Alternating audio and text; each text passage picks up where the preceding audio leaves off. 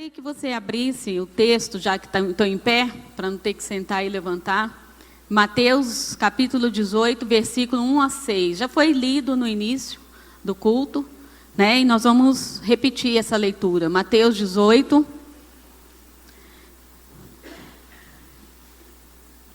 versículo 1 ao 6. Quantos acharam, diga amém. Quantos não acharam, diga misericórdia. Tem alguém aí pedindo misericórdia aí. Vamos acudir? Achou? Então vamos lá. Naquele momento, os discípulos chegaram a Jesus e perguntaram: quem é o maior no reino dos céus? Chamando uma criança, colocou-a no meio deles e disse: eu lhes asseguro que, a não ser que vocês se convertam e se tornem como crianças, jamais entrarão no reino dos céus. Portanto, quem se faz humilde como esta criança, este é o maior no reino dos céus. Quem recebe uma dessas crianças em meu nome, está me recebendo. Mas se alguém fizer tropeçar um destes pequeninos que creem em mim, melhor lhe seria amarrar uma pedra de moinho no pescoço e se afogar nas profundezas do mar. Amém? Podeis assentar, irmãos. Irmãos, hoje nós vamos falar sobre protegendo os seus filhos do abuso sexual. Aqui, tenho certeza que nem todo mundo aqui é pai, mãe, mas eu tenho certeza que também tem gente que conhece alguma criança, não é verdade? Tem alguém aqui que não tem relacionamento com nenhuma criança? Não é sobrinho, é filho de um amigo? Tem alguém? Levanta a mão. Alguém que não tem nenhuma relação com criança, não, nada. Então, essa palavra é para todos nós. Amém? Então, é uma palavra que falar sobre abuso sexual, sobre pedofilia, é um tema que não agrada muitos. Eu não sei por quê. Quando eu estava fazendo a minha monografia no curso de Direito, eu fiz sobre pedofilia. Mas não abuso sexual no modo amplo, pedofilia mesmo, que é uma parafilia, um transtorno. E, inclusive, tem um CID, um código de doença, mas há uma briga entre psicólogos e médicos que uns reconhecem que é o comportamento que tem problema e outros, os médicos, reconhecem que é uma doença. Enfim, só sei que o estrago é o mesmo. Sendo de um, de outro, o estrago é o mesmo. Mas, quando eu coloquei esse tema, foi que nem chegar num lugar e todo mundo sair correndo. Todo mundo. Parecia que eu tinha lepra no meu corpo. Nenhum professor quis me orientar. Um chegou para mim e falou assim: eu não concordo com esse tema. Falei, por quê? Porque é controverso. Porque pedofilia, dependendo do país, é liberado. Falei, mas eu moro no Brasil, eu moro no nosso país, e no nosso país, abuso sexual infantil é crime. Enfim, fui confrontada e, enfim, fiz sozinha a minha monografia, tive que colocar o nome de um professor, ele ganhou por isso, porque os professores sabem que ganham por orientação, né? Mas ele não me deu nenhuma orientação. Mas mesmo assim, graças a Deus, consegui passar com êxito, com louvor para a glória de Deus, mas foi um assunto muito resistente. A gente vê a luta que teve o senador Magno Malta em Brasília, falando sobre a pedofilia, colocando também a pauta como pedofilia como crime, e quanta resistência recebeu na Câmara dos Deputados, lá no Congresso Nacional, no Senado, muita resistência. Então, é um assunto que não é muito agradável. Talvez incomoda muita gente. Mas incomoda por quê? Incomoda, eu penso, ou porque a pessoa tem esse transtorno, é um abusador, ou a pessoa sofreu o abuso e não quer falar no assunto. Para mim, não tem outra explicação para ter tanta resistência. Mas eu quero colocar aqui, nós estamos vivendo em tempos que nunca se viu tanto ataque a crianças e adolescentes. Nunca se viu, está em todos os lugares. Você liga a televisão, você vê uma criança foi abusada pelo padrasto, pelo vizinho, uma criança foi violentada, uma mãe deixou uma criança lá na lagoa, recém-nascido, né, e deixou dentro de um saco de lixo. Enfim, vivemos em tempo de tantos bombardeios à família, tantas coisas que há um mover claro e visível para poder destruir vidas e, contudo, destruindo vidas dentro das nossas casas, destrói as nossas famílias. E esse mês é o mês que a igreja está trabalhando família. Por que se importar? E hoje eu quero chamar a atenção da igreja, crianças, filhos, adolescentes, por que se importar com eles? Nós temos que nos importar. Nesse texto, nós vimos que Jesus, em momento algum, ignorou as crianças. Tanto nesse texto de Mateus como em Marcos, Jesus chamou as crianças para si. Em Marcos, Jesus relata que Jesus ficou indignado com a atitude dos discípulos. Por que vocês estão impedindo deles vir a mim? Deixe vir a mim as criancinhas, porque das tais é o reino de Deus, é o reino dos céus. Então, a gente vê que a postura de Jesus é de cuidado com as crianças. E é isso que nós, como igreja de Jesus, temos que ter para com as crianças. Não como a criança é barulhenta, deixa ela para lá, né? Deixa a criança para lá. Não, dá um celular na mão dela para ela ficar quieta. E muitas vezes essa é a postura do adulto. Porque criança realmente sadia, faz barulho, faz bagunça, grita, chega em casa, volta tudo de perna para o ar, não é verdade? Quem tem filhos aí sabe. Mas é criança, é adolescente. Adolescente, então, nem se fala. Ou fasezinha, né? Mas precisa dos nossos cuidados. Precisa que os pais realmente estejam atentos. Mas a gente vê que toda essa violência, no início não era assim. Deus criou o mundo e tudo que Ele criou, o primeiro homem, a primeira mulher, Deus criou. E Ele disse mesmo que tudo foi bom. Tudo que Ele criou foi bom. Não é verdade, igreja? Vocês concordam? Não está lá na Bíblia? Tudo que Deus criou foi bom. Ele mesmo falou, bom.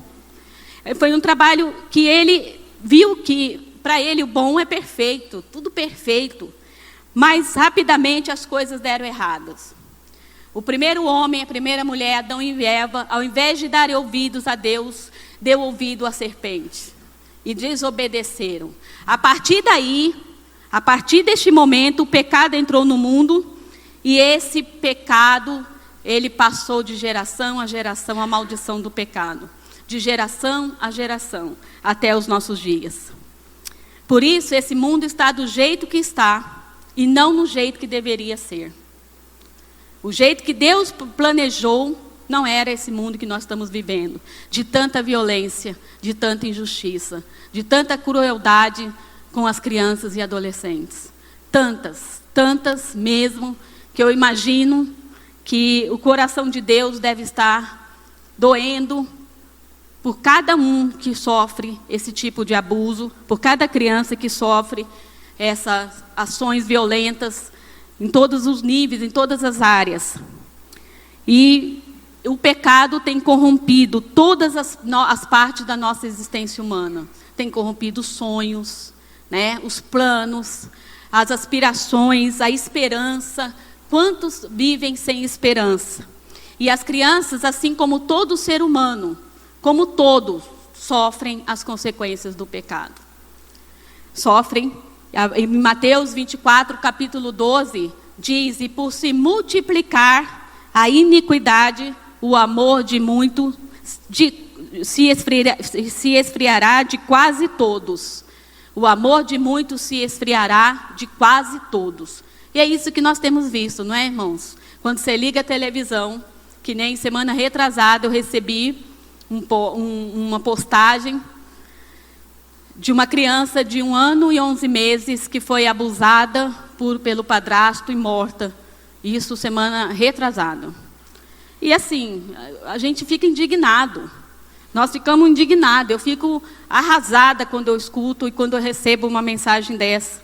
Porque eu participo de um grupo chamado Infância Protegida, onde tem várias pessoas que também estão com essa mesma batalha de estarem não só a nível local, na sua cidade, mas a nível nacional, também de estarem fazendo propostas para assegurar uma proteção maior e efetiva às crianças e aos adolescentes. E esse grupo tem trabalhado, mas no silêncio, mas quando aparece uma situação dessas, que a gente sabe que é diário, isso é o que foi publicado, o que foi divulgado, e fora aquilo que não foi divulgado. A gente sabe, e nós vamos falar sobre isso. E o inimigo tem roubado a infância, tem roubado a inocência e os sonhos das crianças. Você vê a quantidade de crianças que estão em depressão. Não sei se vocês tiveram já alguma notícia sobre isso, já ouviram sobre isso. A quantidade de crianças em depressão. Gente, está errado. Criança é alegria. Criança é vida dentro dos nossos lares. Agora, criança em depressão, isso, alguma coisa está errado. Esse é um alerta para nós, como pais, educadores, líderes, igreja de Jesus, é um alerta para a igreja. Está errado. Não está certo uma criança estar em depressão. Está errado, é um sintoma de que a coisa está pior do que a gente imagina. E eu quero justamente nessa noite, queridos, alertar a igreja para isso que tem acontecido e que muitas vezes passa para nós como desapercebido. E a gente às vezes não dá o crédito que deveria dar, a importância que deveria dar, esquecendo de que as crianças, adolescentes, eles são tutelados. Eles têm um tutor, eles têm um pai, eles têm cuidado, alguém cuida deles. Eles não estão sozinhos no mundo, mas muitos vivem como sozinhos no mundo. E é por isso que as consequências têm sido essas. Todos os dias a gente vê notícias de violência, abandono de menor, maus tratos a criança, adolescentes e jovens, além de muitos casos de abusos sexuais. Onde a criança, alguns a gente fica sabendo, porque a criança tem coragem de falar, né, para um adulto, né, e compartilhar. E alguns não têm essa coragem, porque temem, porque até que o seu pai, a sua mãe, ou aquele adulto que ele procurou, ainda venha recriminar e não acreditar nele. Então, muitas dessas crianças não têm coragem de compartilhar, também porque são ameaçadas. E há outros que vai compartilhar para quem, se o próprio pai abusou dela? E é sério, irmãos, a gente precisa abraçar as crianças e os adolescentes que a gente vive perto, junto, e nós vamos falar sobre isso. Não é um caso à parte. Não é um caso que não é meu problema. Não é o caso de que eu não tenho nada a ver com isso. Mesmo que você não tenha filhos para poder falar, eu tenho essa preocupação. As crianças, muitas também sendo roubadas de suas famílias para o comércio de sexo. A gente sabe, principalmente na região norte e nordeste, né, a quantidade de noticiários sobre isso, a comercialização de menores para a prostituição infantil. E além também de crianças que, além de serem roubadas para o comércio de sexo, elas também são roubadas para terem seus órgãos vendidos. E outros para serem aviãozinhos dos líderes do narcotráfico. E muitos são, querido. Eu trabalhei 2 anos num projeto chamado Anjo da Escola. E lá a gente via que os próprios alunos, em algumas escolas públicas, ofereciam drogas. E eles já foram, por uma diretora, eles já foram confrontados e eles falaram, eu tenho que pagar. Eu tenho que pagar essa droga, porque senão eles vão matar minha mãe.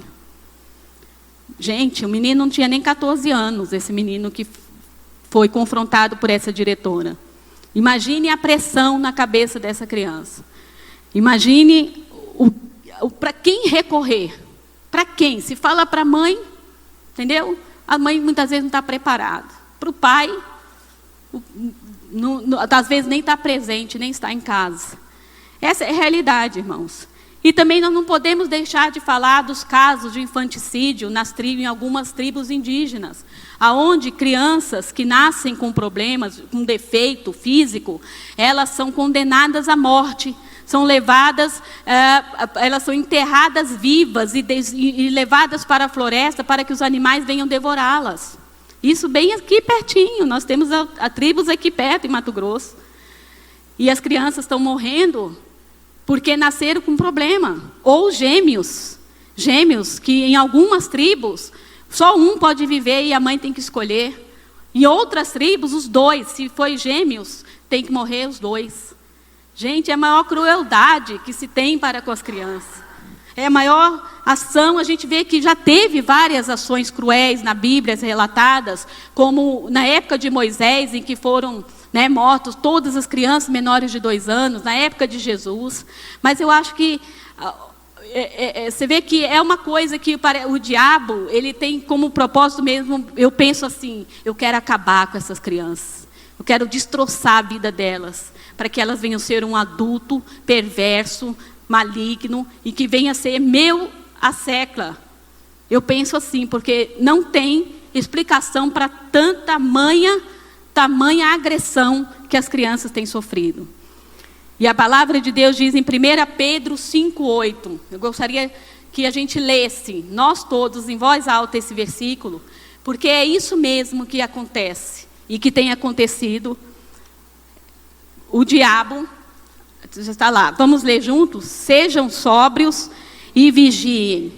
O diabo, o inimigo de vocês, anda ao redor como leão, rugindo e procurando a quem possa tragar.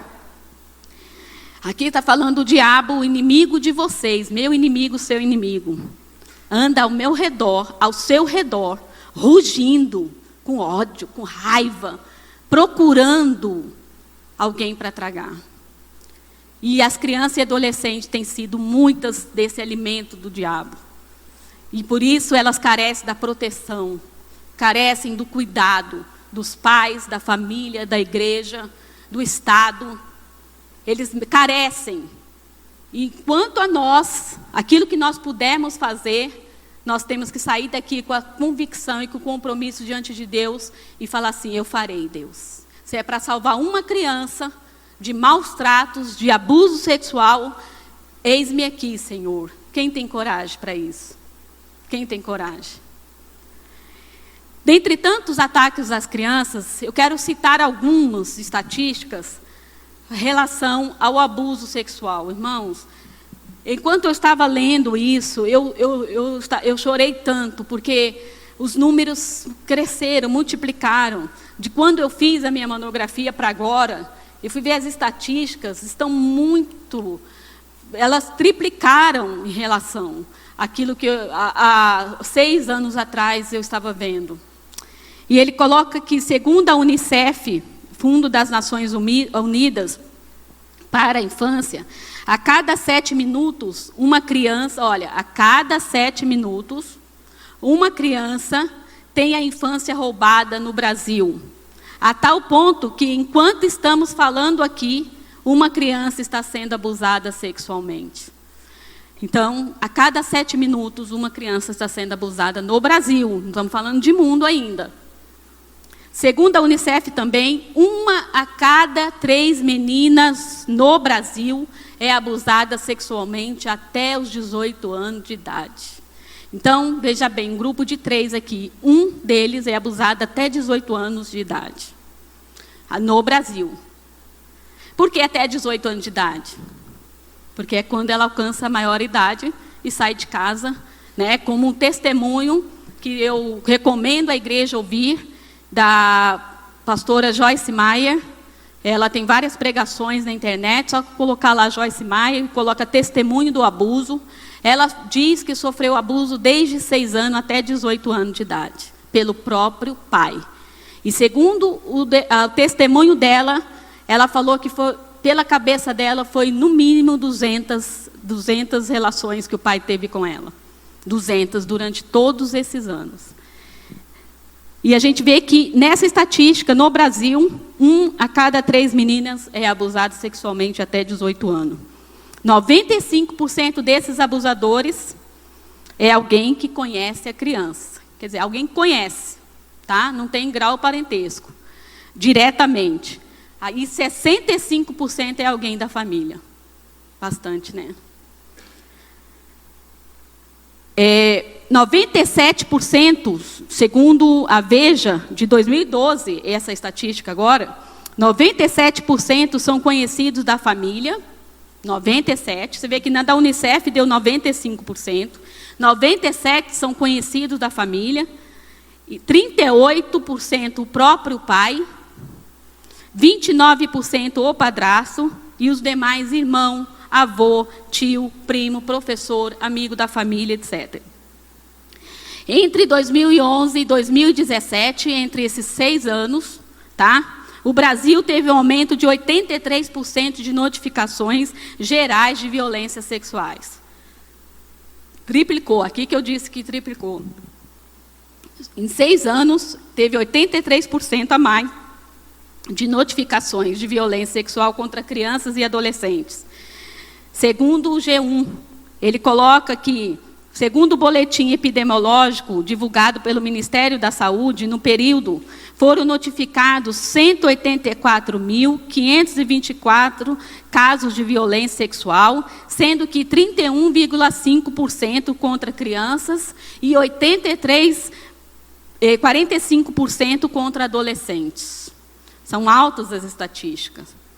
E a maioria das ocorrências, G1 fala, tanto com crianças quanto com adolescentes, ocorreu dentro de casa, e os agressores são pessoas do convívio das vítimas, geralmente familiares. O estudo também mostra que a maioria das violências é praticada mais de uma vez. O abuso mais de uma vez.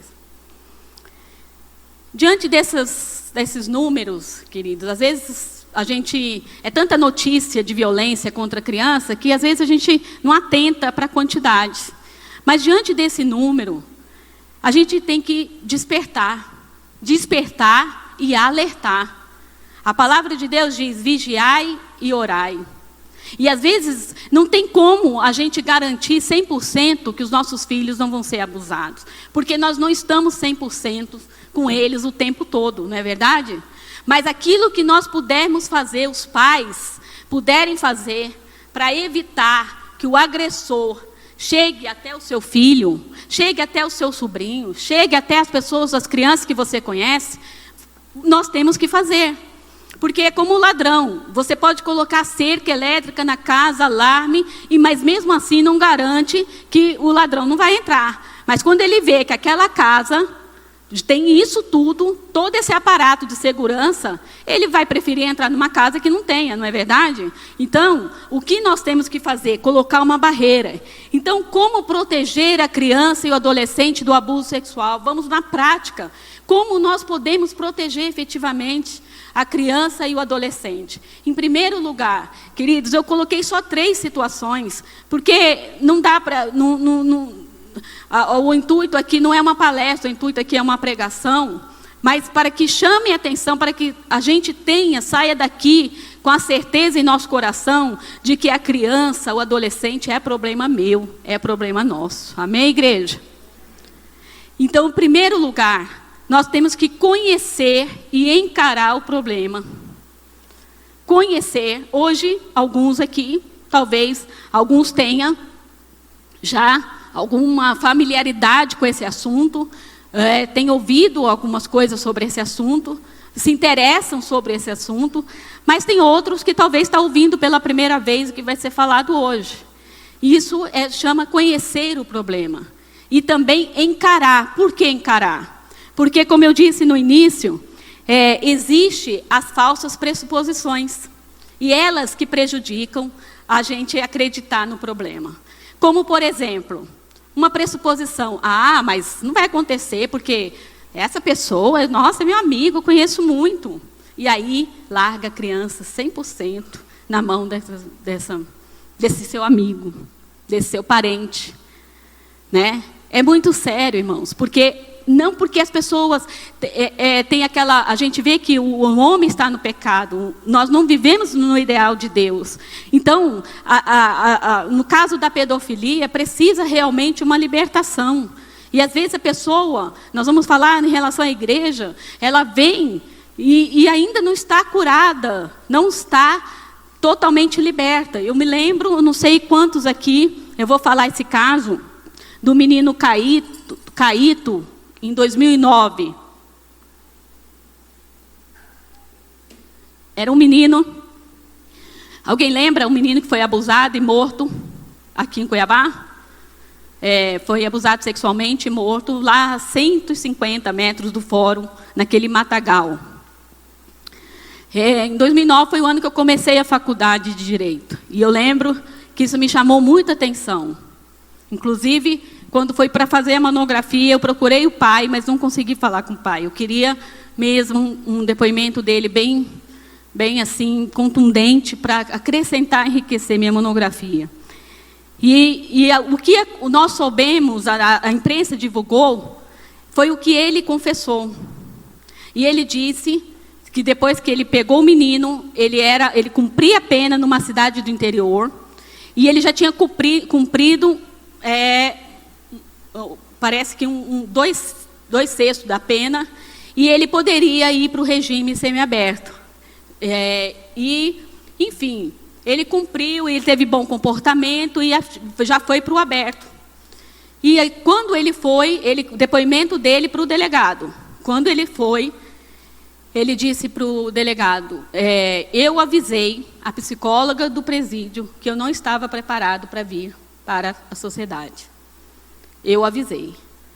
E aí, quando ele veio para Cuiabá, ele foi para aquele condomínio lá, Paiaguás, perto do Detran, que tem agora perto do Parque das Águas, e ele começou a trabalhar de pedreiro nesse condomínio. E o pai era síndico nesse condomínio. E ele foi procurar emprego, o pai ia fazer uma reforma na frente dos prédios, e o pai do menino deu para ele essa oportunidade de emprego. E assim ele foi indo lá, se aproximou muito da família, o pai chamava ele para almoçar, porque o pai morava somente com a criança, o pai e a mãe eram separados. E esse menino de 9 anos, menino muito esperto, ia para a escola normal, e ele acompanhando. E quando ele foi confessar para o delegado, ele disse que quando ele bateu o olho no menino, ele já apaixonou pelo menino. Ele já desejou o menino. Então, ele estava se aproximando para poder dar o bote, né? E, infelizmente, ele conseguiu. Com tanta liberdade, um dia o pai marcou com ele para encontrar no centro, para levar para a escola. Ele estudava numa escola aqui no Jardim Petrópolis. Inclusive, meu filho jogou bola contra o time deles, né? Dessa escola. E esse menino marcou, e como ele estava atrasado para pegar o ônibus para encontrar o pai no centro, esse rapaz oportunista chegou e falou assim, eu te levo lá, sobe aí na moto. E aí ele falou, mas você está só com um capacete.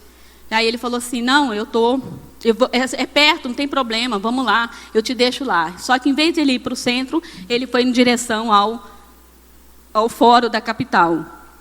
E o menino esperto, segundo o depoimento dele, tá? Ele chegou e falou assim, mas não é para lá, você está me levando para o caminho errado. Não, mas eu vou para o caminho mais curto. E não sei quem enrolou o menino. Quando parou em frente ao mato, o menino tentou correr.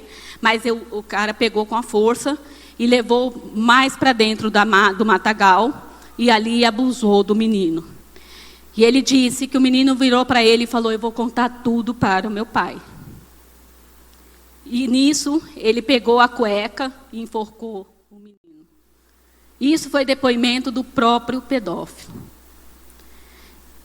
E a gente vê um caso, tá, que tomou a nossa cidade, nós ficamos todo mundo assim, condoídos, mas acontece que situações dessas acontecem toda hora, todo dia.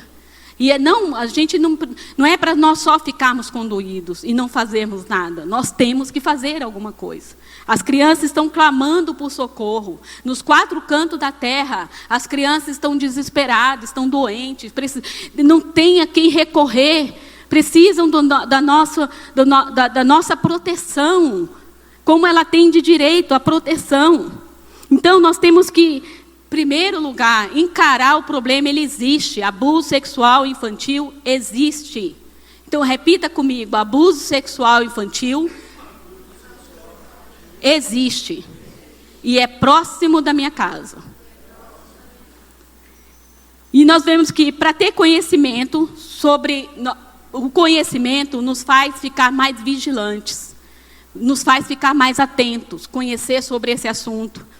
Então, os agressores, vou falar algum perfil do agressor, porque você pode falar, mas qual que é a diferença do abusador sexual e do pedófilo? O pedófilo é aquele que tem atração sexual por criança. É o caso desse que matou o Caíto. Ele tem atração. Ele diz que ele olhou para o menino e já apaixonou por ele. Então, é atração. Nem todo pedófilo é abusador, porque tem uns pedófilos que são presos hoje pela Polícia Federal porque tem fotos de crianças peladas. E aí é uma prostituição, eles ficam aquilo na internet, né? Mas não intentam contra a criança. Mas o abusador nem sempre tem atração. Ele abusa porque ele foi oportunista. Porque a criança, e nós vamos ver quais tipos de vítimas eles procuram. Quais são as vítimas desses predadores sexuais. Então, não quer dizer que ele tem atração, o abusador, mas ele vai pela oportunidade. Então, o perfil do agressor, geralmente, alguns, em primeiro lugar, são pessoas acima de qualquer suspeita.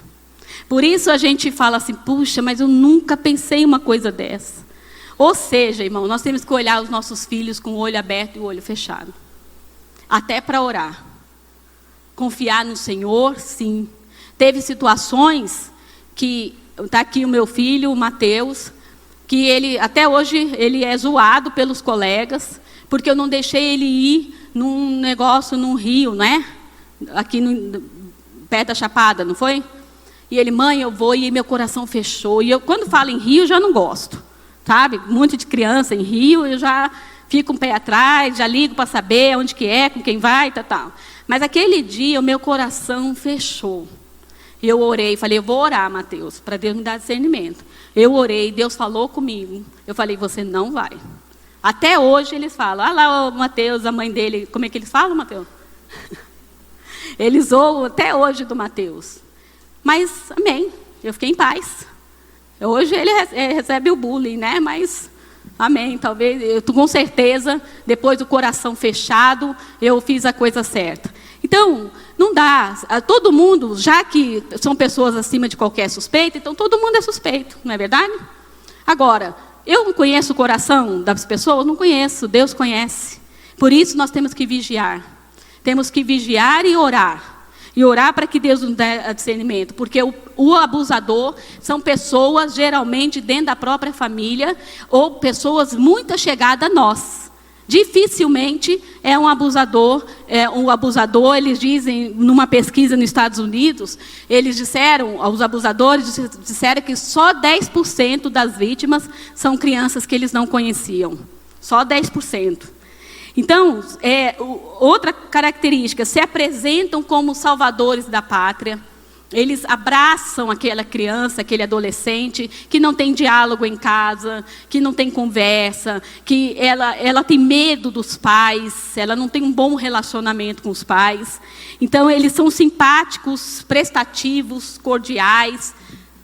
Todo dia está lá perguntando para o seu filho, como é que você está? Você está melhor? Né? Aí a criança vai lá e se abre com ele. Não, hoje eu estou bem, amanheci melhor. E começa a ter um relacionamento e ele começa a entrar na vida da criança. Possui algum grau de parentesco com a vítima e pessoas que regularmente passam tempo com crianças problemáticas. Crianças que têm problemas dentro do lar e dispensam tratamentos especiais a essas vítimas. Nesse caso, eu me lembro do pastor Joide, falecido pastor Joide. Ele foi abusado a primeira vez aos 6 anos de idade. Ele deu testemunho aqui na igreja. Aos 6 anos de idade, por um advogado vizinho da casa dele. Por um advogado. Começou aí o abuso dele, que não parou, né? todo mundo sabe o testemunho dele, só depois que Jesus libertou. Então, eu peguei uma referência de um psicólogo chamado Sanderson. Ele diz que os agressores sexuais, ele coloca assim, ele classifica assim: são predadores sexuais disfarçados de homens gentis, ou seja, lobos em pele de cordeiro. Eles têm o maior interesse em parecer normais e simpáticos, e então se misturam ao contexto para evitarem suspeitas. Aí ele começa a frequentar a casa e começa a ser chegado da família. Ele é o braço direito do pai, é o braço direito da mãe, né? E aí começa, então, essa é uma definição assim fantástica, porque é isso mesmo. São lobos com peles de cordeiro. Eles não vão chegar e já pegar e fazer a coisa acontecer agressivamente. Tem aquelas situações que são os predadores de poder, que realmente pega e sequestra a criança para poder cometer uma violência. Então, e é bom ressaltar que há dois tipos de predadores. O predador de poder, que é aquele que rouba a criança, tira ela do parque, do pátio da escola, vai lá e sequestra para matar, para abusar, para matar. Mas também há o predador, que é o predador de persuasão, que ele vai entrando na família, ganhando a confiança de todo mundo, né? Aí, de repente, ele tem o contato com a criança e aí ele dá o bote. E quais as vítimas que eles procuram? Eles procuram, geralmente, crianças e adolescentes inocentes, tá? Crianças retraídas, tímidas, inseguras e que não têm capacidade de reação. Aquelas crianças que você pode fazer o que for, ela não grita, não faz nada. Essas são as vítimas em potenciais.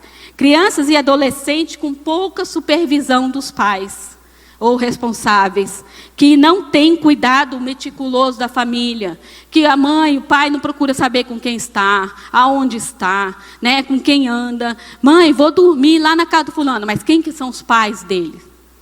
Lá em casa era assim. Tanto é que dormia mais em casa do que eles dormiam na casa dos outros.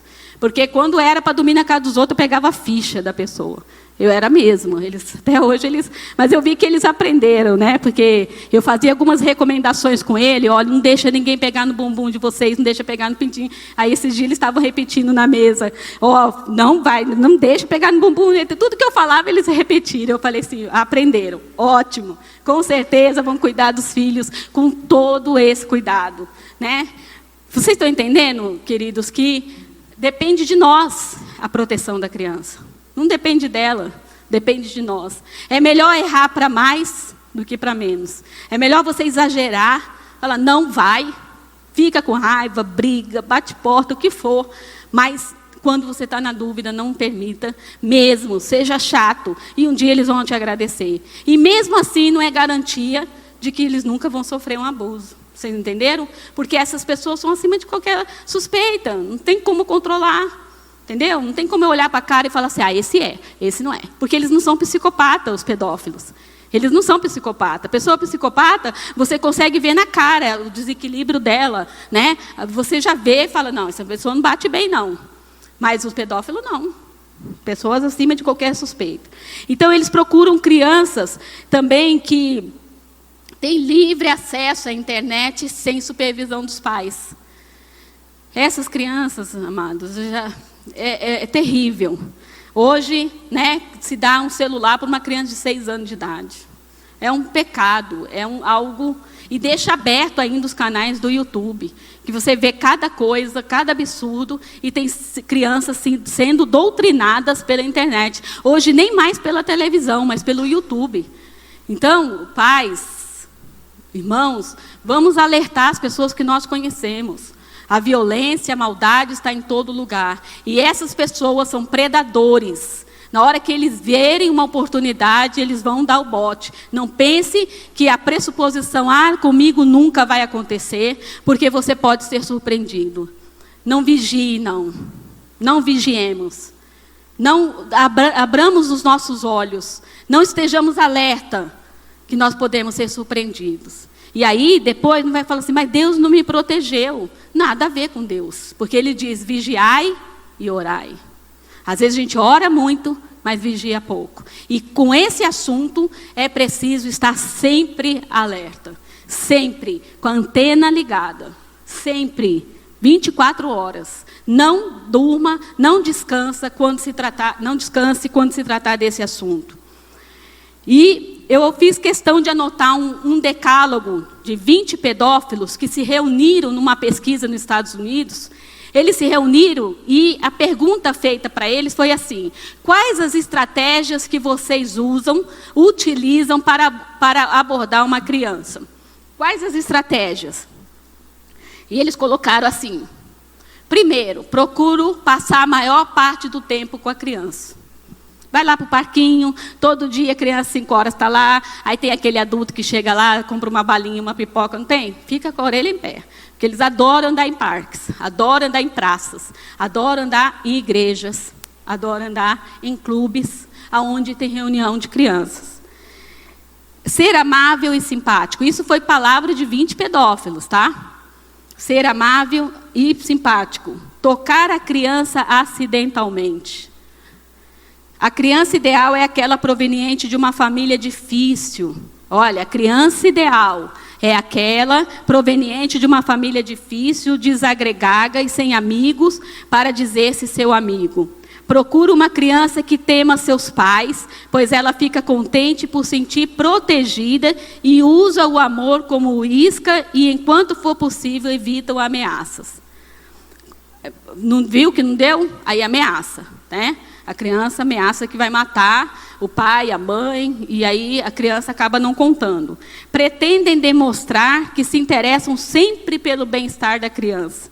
Procuram se assegurar de que não há ninguém por perto e convencer a criança de que tudo está bem e nada de mal irá lhe acontecer. E dizer que se está acontecendo é lícito, que é permitido acontecer aquilo. Se não conseguir convencer, então ameaçam e intimidam.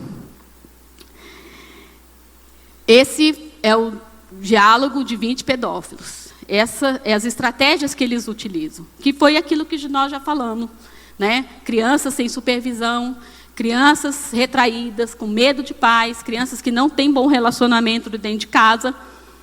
E agora, também é importante conhecer os locais que eles costumam ocorrer a violência sexual. Tem alguns locais específicos, né, que eles preferem.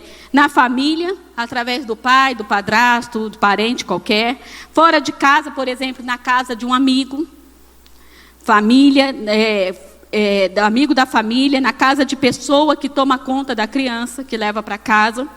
Né, casa do vizinho, de um professor, e em igrejas. Isso mesmo, em igrejas. Eu li um livro chamado Sempre Alertas, do Deepak Reju. Ele colocou algo fantástico. Até compartilhei isso com o pastor Gleidson, que mostrou interesse de fazer esse procedimento dentro da igreja.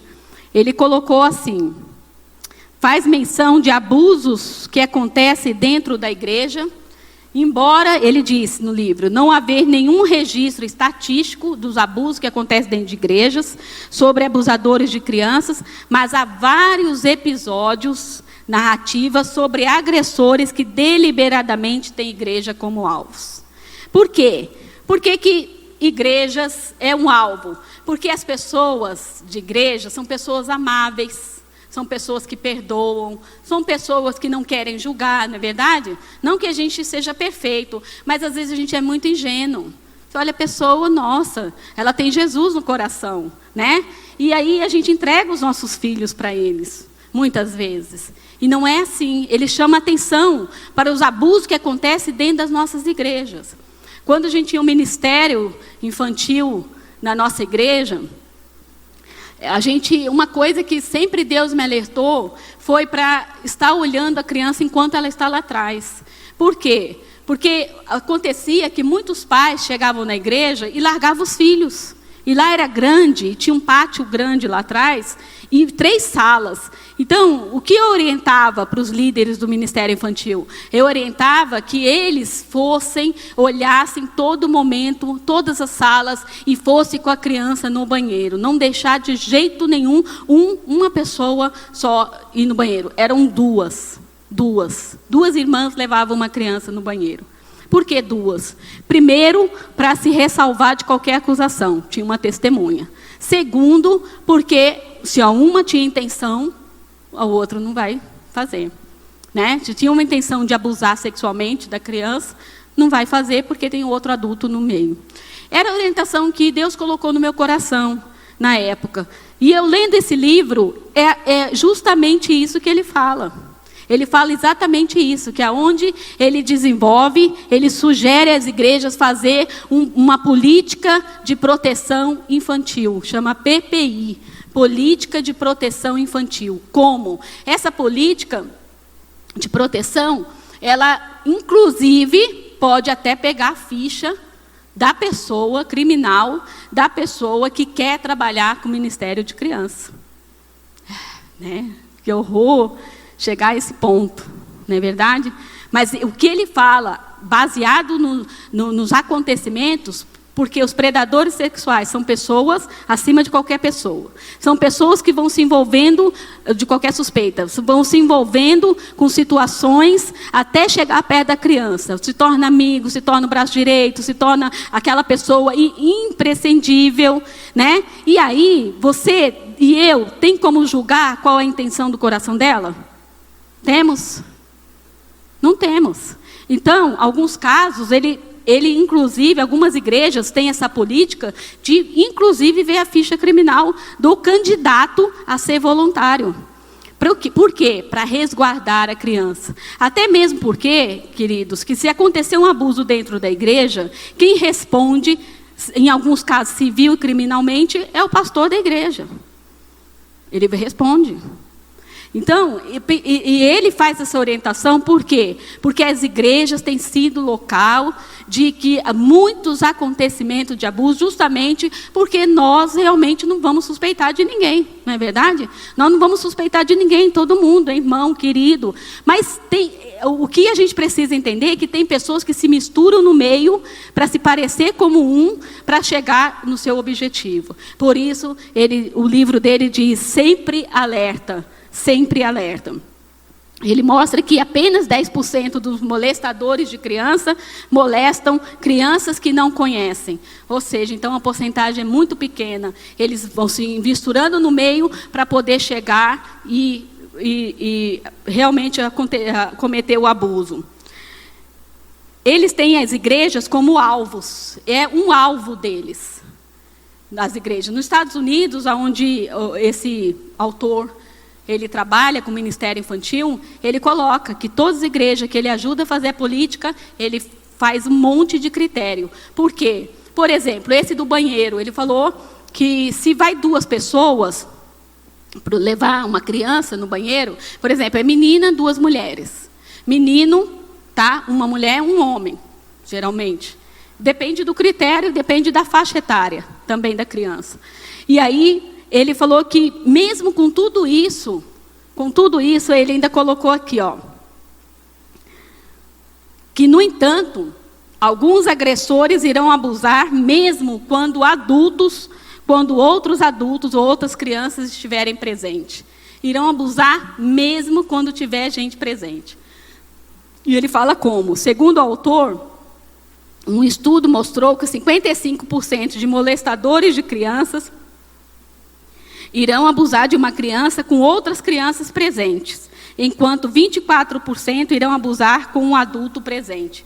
Como que acontece o abuso nesse caso? Não é explícito, é um toque acidentalmente, né? É um professor acariciando o aluno debaixo da mesa, é um pai acariciando a filha na cama enquanto a mãe dorme, né? Então, é na presença de adulto e na presença de criança. Diante disso, o autor fala realmente sobre a política de proteção infantil, onde serão estabelecidos critérios para a escolha de líderes para trabalhar com criança. Então, em primeiro lugar, temos que conhecer e confrontar né, sobre e encarar o assunto. Em segundo lugar, queridos, se eles pegam crianças que têm pouca supervisão, que a família é desestruturada, que os pais são ausentes, o que nós temos que fazer? Fortalecer a nossa família. Temos que priorizar a nossa família. Priorizar. Tem uma frase de um autor desconhecido que diz: nenhum sucesso do mundo vale o fracasso do lar. Nenhum sucesso. Que não bastasse a guerra espiritual, que as crianças, a guerra espiritual, física, que as crianças e adolescentes sofrem no dia a dia, eles ainda, muitas vezes, têm que lidar com descasos de uma sociedade individualista, egoísta, de adultos, pais que só procuram seus próprios interesses, só procuram correr atrás de riqueza, só procuram dar presentes e não estar presente. E, infelizmente, estão rodeados de pais e mães que buscam tantas outras coisas, menos amar, cuidar e proteger. Então, essa é a sociedade que nós vivemos. Essa sociedade do mundo globalista, que você tem que ser o profissional em detrimento da sua família. Você tem que ser a pessoa, o profissional, para que você garanta o seu emprego. Mas isso, irmãos, é para as pessoas do mundo. Porque nós que somos filhos de Deus, Salmo 127 diz: se o Senhor não edificar a tua casa, em vão vigia a sentinela. Se o Senhor não guardar a minha casa, em vão vigia a sentinela. Então, em vão trabalha aqueles que não confiam no Senhor. E aí, o que nós podemos fazer? Aconteceu isso na nossa vida, em 2011, nós chegamos a uma conclusão, que nós precisamos rever algumas coisas. E às vezes a correria está tão grande, fala, mas eu não posso deixar meu trabalho. E aí eu chamo a atenção dos pais: orem, priorize a sua família. Porque quem Deus vai cobrar de mim, de você, não é o meu trabalho não, nem meu diploma. Ele vai cobrar os meus filhos, os seus filhos. Deus vai cobrar o que você fez para o seu filho, o que você deixou de fazer para o seu filho. Agora, o diploma, isso aí não vai subir, não. Não que a gente não tenha que se aperfeiçoar, melhorar, mas se está prejudicando o meu lar, abra mão. Abra mão e confia no Senhor. Eu lembro que em 2011, eu estava trabalhando o dia inteiro, estudando à noite, né? E eu sempre, amados, eu sempre dei esse testemunho aqui. Eu sempre falava: Senhor, porque esse peso em relação à criança está aqui. Minha mãe, o Júlio, que convive comigo, desde criança eu sinto um peso muito grande em relação às crianças. Peso de oração mesmo. Peso meu do coração dói. Dói quando eu começo a orar por eles e pelos adolescentes. E esse peso eu era criança, eu já sentia. Então eu falava: Deus, não permita que eu não me envolva a ponto de não ver meus filhos crescerem. Irmãos, aí eu falava: Senhor, e eu precisava trabalhar para complementar a renda em casa. E eu pedia: Senhor, me dá emprego de meio período. Sempre, Senhor. E até o Davi ter 3 anos de idade, eu trabalhei meio período. Meio período, e mesmo assim ainda fui com o coração doendo. Falava: oh meu Deus, eu estou tirando tempo dele. Era isso que eu sentia. Que eu estava indo trabalhar, mas tirando o tempo do meu filho. Porque ele era pequeno, os 2 adolescentes, pré-adolescentes. E aí, mesmo assim, eu tinha que ir, trabalhava com meu irmão, mas também, todo momento, na hora do almoço, acontecia o que fosse, eu estava em casa. Entendeu? E aí, à noite, depois, em 2009, comecei a estudar. O Davi já tinha 9 anos, e eu falei para ele: filho, agora a mamãe vai estudar, porque eu só tinha feito teologia, né, até aquele momento. E eu queria fazer direito. E eu falei para ele: agora eu tenho que estudar. E eu tinha que estudar à noite, abrir mais um horário, quer dizer, chegava tarde da noite. E ele vivia reclamando, né? E um dia ele chegou assim: mãe, não está certo, porque eu chegava cansada, chegava nervosa, né? Aí tinha que ir no mercado, chegava em casa muitas vezes meia-noite, porque tinha que passar no Big Lá para comprar, porque também não podia deixar faltar coisa em casa, né? Na hora do almoço, levava a filha no médico, enfim. Não tinha aquele momento de conversa. Porque quando eu chegava tão cansada, às vezes tinha que arrumar janta ainda. E aí, cadê a conversa? E a gente era acostumada a conversar, estar junto. Nem que fosse para ver um programa de televisão, a gente estava junto. E aí ele chegou, reclamou. E aí eu já estava infeliz, eu já estava triste, precisando daquele dinheiro, precisando daquele salário. E aí eu cheguei para o Júlio e falei assim, olha, Preto, vamos rever. Eu não estou feliz, eu não estou feliz vendo os filhos assim, e a gente longe, e eu não posso parar a faculdade, então eu quero sair. O que você acha? Eu falei, vamos diminuir o nível de vida, vamos diminuir, né? Não vamos mais em restaurante, cortamos muitas coisas. Mas fiquei muito feliz, apesar de não trabalhar. Fiquei muito feliz por estar com meus filhos. E porque eu vi que aquilo estava prejudicando o meu relacionamento com eles e deles comigo. Porque eu gosto de estar junto, eu gosto de conversar. E eu não estava tendo tempo e nem paciência. Imagine, das 7 da manhã até quase meia-noite, todo dia nesse batente, você vai ter cabeça para quê? Para nada. Então, é isso que eu digo, irmãos. Vai chegar um momento que vocês vão estar numa encruzilhada.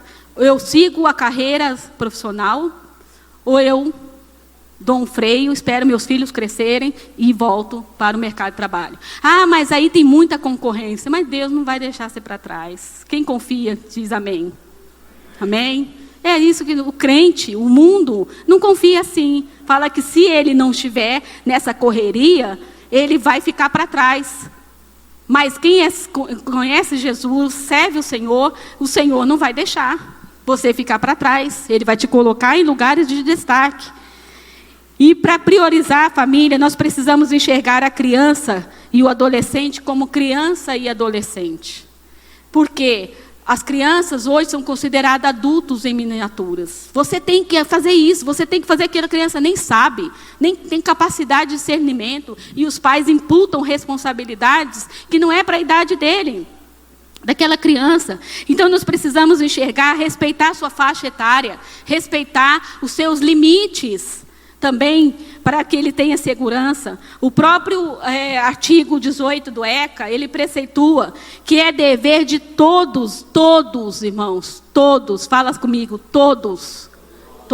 Então eu e você, zelar pela dignidade da criança e do adolescente, pondo-os a salvo de qualquer tratamento desumano, violento, aterrorizante, vexatório ou constrangedor.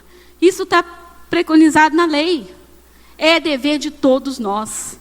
Então, nós temos que respeitar, temos que aprender a fazer leitura dos nossos filhos, a leitura da linguagem dos nossos filhos, né? Eu sempre recomendo aqui um livro que os pais deveriam ler. Falo, leiam esse livro, porque foi um livro que me ajudou muito no discernimento, no entendimento de comportamento dos meus filhos, que chama As 5 Linguagens do Amor. Né, que são as 5 linguagens: contato físico, palavras de afirmação, qualidade de tempo, presentes, atitudes de serviços. Lá em casa eu sei quem precisa de palavras de afirmação, quem é de presente, quem precisa da presença, né, de estar lá, tempo de qualidade, depois que eu li esse livro. E aí você vai fazer conforme o tanque emocional dele precisa. Ele precisa de água, então eu vou pôr água. Se ele precisa de Coca-Cola, então eu vou pôr Coca-Cola. Vocês entenderam? Por que entender a linguagem de amor do seu filho? Então leia esse livro, recomendem para as pessoas da sua família.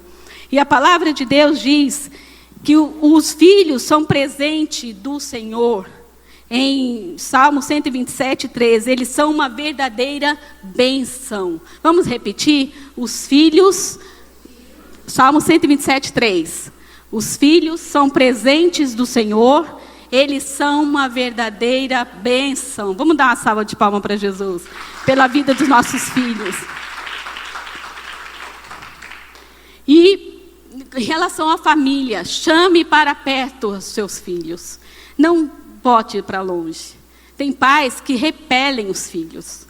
Repelem, não querem os filhos perto, que nem os discípulos. Estava lá. Não, vai incomodar o mestre. Não, deixar e vir a mim. Chame as crianças para perto de você. Porque quais são as pessoas, as vítimas em potencial? As crianças que não têm a presença dos pais. Então, vamos fortalecer esses laços. Chamar para perto do seu filho é ensinar a comer, ensinar a se vestir, ensinar a tomar banho, coisas básicas da vida que às vezes a gente tem que falar. Lá na creche que a gente tinha vezes que a gente tinha que ensinar as mães, mãe, é assim que dá banho, tem que dar banhozinho, lavar os órgãos genitais desse jeito, entendeu? Porque não sabia dar banho nos filhos. Então, começa desde o cuidado do seu corpo, cuidando, zelando, né? Ensinando aquilo que ele precisa fazer. Tem muitos pais que cobram dos filhos coisas que eles não ensinaram, entendeu? Cobra do filho, varre direito, mas não ensinou a varrer. Né? Pega lá seus brinquedos, mas nunca ensinou a guardar os brinquedos. Então, e tem pais, inclusive, que deixam os filhos, assiste aí televisão, pega o celular, fica à vontade. Está errado, porque a gente precisa estar presente com os filhos, que, inclusive, um fato, é algo que vai fortalecer o nosso relacionamento. Não terceirizar os cuidados dos nossos filhos. Se você não está podendo estar com seu filho, com o neto, você ore ao Senhor, peça ao Senhor, porque eu tenho certeza que Deus vai abrir as portas para que você tenha o tempo necessário com seus filhos. Você crê nisso? Amém? Ele vai abrir, porque os filhos são presentes do Senhor para as nossas vidas. Então, conduza em terceiro lugar, o último lugar, para que a gente possa confrontar, fortalecer nossa família e impedir, dificultar o abuso sexual das nossas crianças e adolescentes. Nós temos que conduzir nossos filhos a Jesus. Porque tudo é por Ele, para Ele, nele são todas as coisas. Tudo. Ensine a criança o caminho em que deve andar. E quando ele for velho, ele não se desviará. Ensinar requer tempo. Você ensinar uma criança a comer requer tempo. Você vai lá, põe a mãozinha na boca, requer paciência.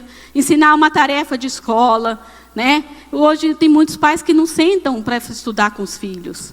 Então, uma coisa a gente tem que pôr na cabeça. As crianças, adolescentes vão aprender. Alguma coisa eles vão aprender. Seja certo ou seja errado, eles vão aprender.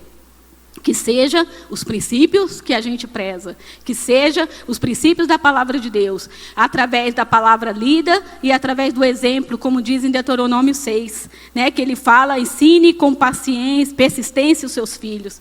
Estejam no seu coração as palavras que hoje te ordeno. Ensine com persistência, quer dizer, todo dia, filho, andando, sentado, levantando, quando estiver pelo caminho, e você começa a falar, sim, não, mas a palavra de Deus diz isso, filho, faz isso. A palavra de Deus diz isso, filho. Você entendeu? Isso é ensinar a palavra de Deus. Sabe por quê? Porque eles vão aprender alguma coisa. E se não for a palavra de Deus, pode ter certeza que vão aprender coisa errada. Então, pais, líderes, professores, mães, nós temos a responsabilidade de conduzir nossos filhos até Jesus. Jesus chamou aquela criança no meio, colocou no meio, e ainda referenciou como exemplo para quem quer entrar no reino de Deus. Que quem não for semelhante a essa criança, não entrará no reino de Deus. Então, Jesus, ele simplesmente colocou a criança no alto retiro. Falou assim, ela está aqui no meio, eu estou com ela. A criança tem que estar no nosso meio. Ela não tem que estar isolada num quarto, porque hoje é moda os filhos ter televisão em cada quarto e fecham as portas, e aí o outro não se comunica, não conversa dentro de casa. Nossa, misericórdia, irmãos. A gente precisa estar perto dos filhos, estar perto das nossas crianças, estar ouvindo o que eles estão ouvindo, vendo o que eles estão vendo. Meu celular tem senha. Senha nada, tira a senha. Entendeu? Se é menor de 18 anos, paciência. Vamos tirar a senha, não tem que ter senha.